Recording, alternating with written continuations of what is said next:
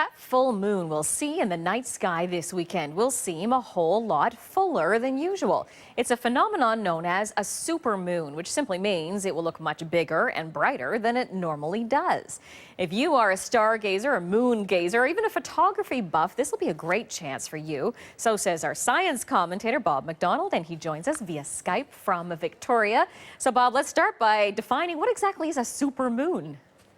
Well, Jennifer, it's just a coincidence, a cosmic coincidence that happens about once a year where the moon happens to be full and at its point where it's closest to the Earth at the same time. So it makes it a little bit brighter than normal. And I can show you that here with my handy-dandy Earth globe and my handy-dandy moon globe. So the moon goes around the Earth every month. That's 1 month.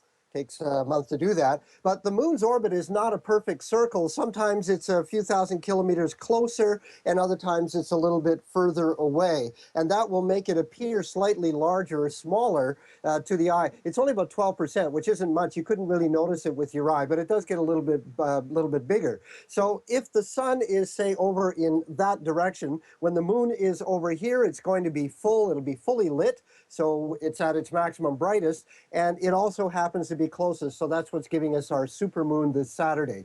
And I was looking at it last night, actually. It's just really, really bright. It looks beautiful, and the best thing to do is just go out and enjoy it.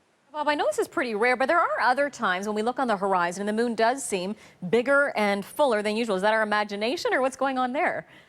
It actually is our imagination, and this Saturday it will look even bigger than normal, but when you see the moon on the horizon and it looks huge, it looks like it's a giant beach ball, that's actually an optical illusion.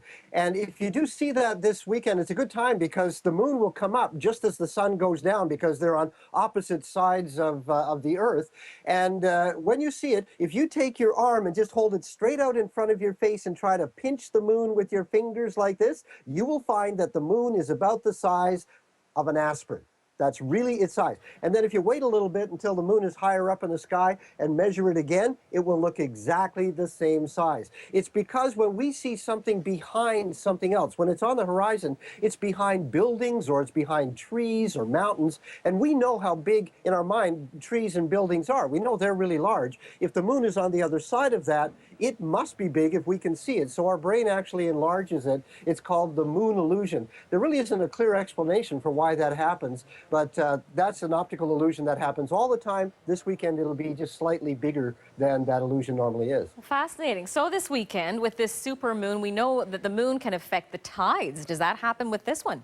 Yes, it will. And in fact, our tides will be extra high this weekend. They're called spring tides, and that doesn't have anything to do with the season that we're in right now. Again, it's when the Earth and the moon and the sun are all in a line.